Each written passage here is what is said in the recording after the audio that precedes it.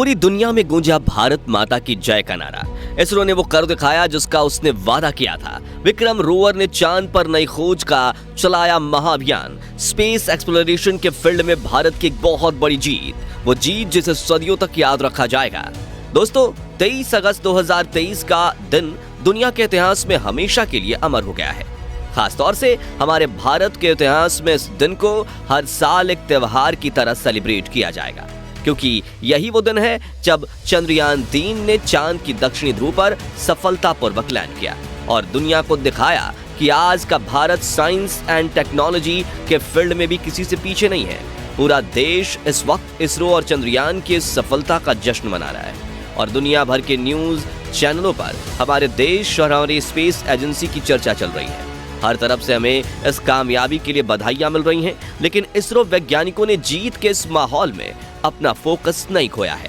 उन्हें मालूम है कि ये मिशन अभी आगे 14 दिनों तक चलने वाला है और इन 14 दिनों में कोई गड़बड़ी ना हो, इसके लिए वैज्ञानिक फिर से अपने काम में लग गए हैं। तो ऐसे में अब सवाल ये उठता है कि चंद्रयान तो सफलतापूर्वक चांद पर लैंड कर चुका है, फिर इसरो 14 दिन तक और क्या करने वाला है? क्या अभी भी इस मिशन का कुछ अहम हिस्सा बाकी है? अगर हाँ, तो वो क्या है? आइए सब कुछ आपको डिटेल में समझाते हैं। दोस्तों, जैसा कि आप सभी जानते हैं कि 23 अगस्त की शाम चंद्रयान 3 की लैंडिंग को करोड़ों लोगों ने लाइव देखा और ये दुनिया में एक नया कीर्तिमान बना। दरअसल अलग अलग राज्य सरकारों द्वारा इस ऐतिहासिक पल की लैंडिंग को लाइव दिखाने के लिए खास इंतजाम किए गए थे। उदाहरण के लिए उत्तर प्रदेश के अंदर सरकारी स्कूलों में बच्चों को ये लाइव इवेंट दिखाया गया, साथ ही लोग अपने मोबाइल और टीवी पर भी इस ऐतिहासिक पल को देख सके, इसका भी खास इंतजाम था। जैसे ही चंद्रयान 3 ने चांद की सतह पर अपना कदम रखा, हर तरफ जश्न का माहौल शुरू हो गया। यहाँ तक कि लोगों ने खुशी में आतिशबाजी भी की। वाकई ये दिन हम कभी नहीं भूल पाएंगे। भारत अब चांद पर उतरने वाला दुनिया का चौथा देश बन गया है। सोचिए, पूरी दुनिया में सिर्फ 4 देश ऐसे हैं जो चांद तक पहुंच पाए हैं और उन 4 देशों में एक हमारा भारत है। ये सोचकर ही गर्व महसूस होता है। साथ ही चांद के दक्षिणी ध्रुव में उतरने वाले ये दुनिया का पहला देश बन गया है।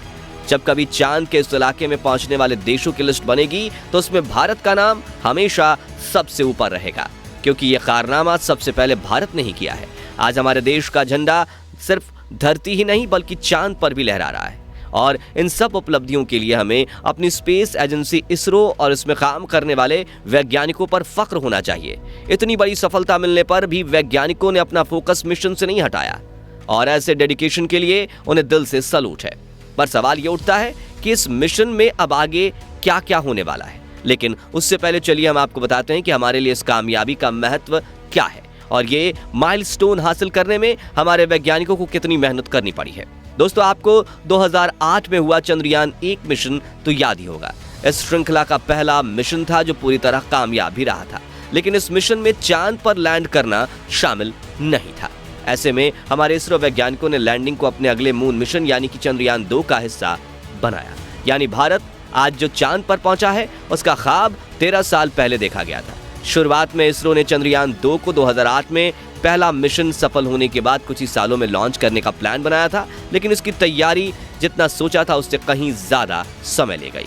यही वजह थी कि चंद्रयान 1 के बाद चंद्रयान 2 मिशन कोई 11 साल बाद 2019 में लॉन्च किया गया।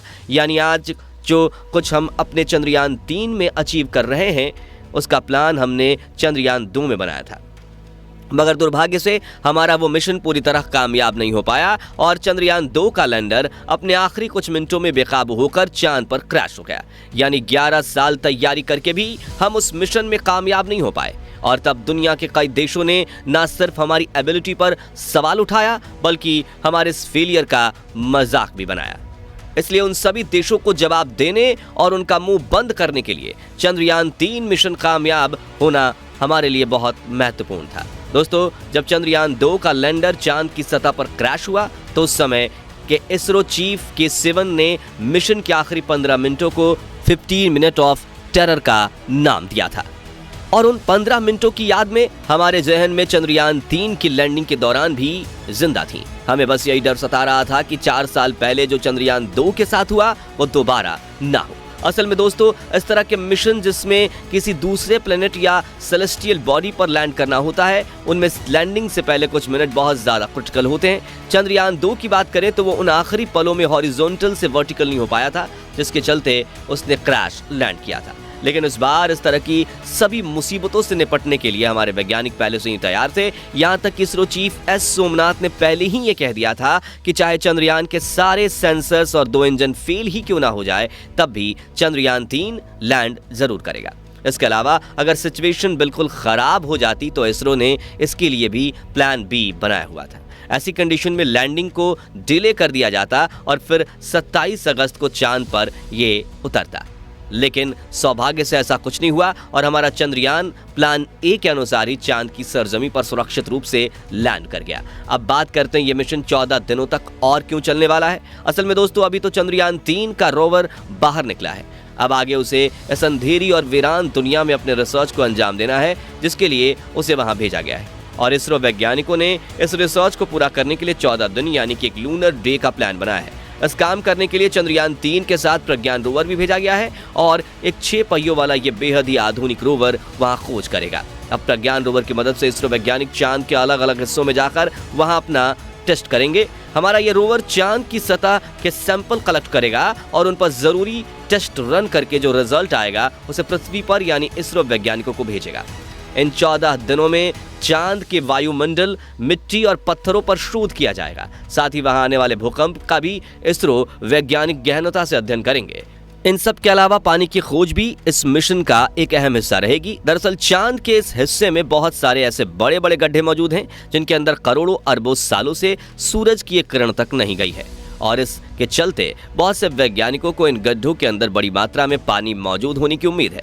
तो ऐसे में इस पर भी इसरो वैज्ञानिकों की खास नजर है। अगर सच में इन गड्ढों के अंदर पानी का कोई बड़ा स्रोत मिलता है तो ये चांद पर जीवन बसाने की दिशा में एक बहुत बड़ी कामयाबी होगी। ये सारे टेस्ट और रिसर्च पूरा करने में इसरो को 14 दिन लगेंगे और ये काम पूरा होने के बाद चंद्रयान 3 मिशन को आधिकारिक रूप से संपूर्ण मान लिया जाएगा।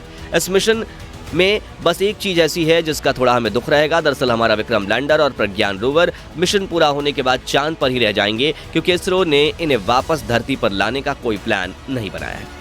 अपने काम को पूरा करके हमारे ये दोनों उपकरण हमसे हमेशा के लिए अलविदा कह देंगे। वैसे आपको क्या लगता है, इसरो को अपनी इस खोज में चांद पर पानी मिलेगा या नहीं? कमेंट करके जरूर बताएं। बाकी हमारी आज की इस वीडियो में बस इतना ही। वीडियो अच्छी लगी हो तो इसे लाइक और शेयर जरूर कर दीजिएगा और अगर आप हमारे फेसबुक पेज पर नए हैं तो पेज को फॉलो भी जरूर करें। मिलते हैं जल्दी ही ऐसी एक और इंटरेस्टिंग वीडियो के साथ। तब तक के लिए गुड बाय, जय हिंद।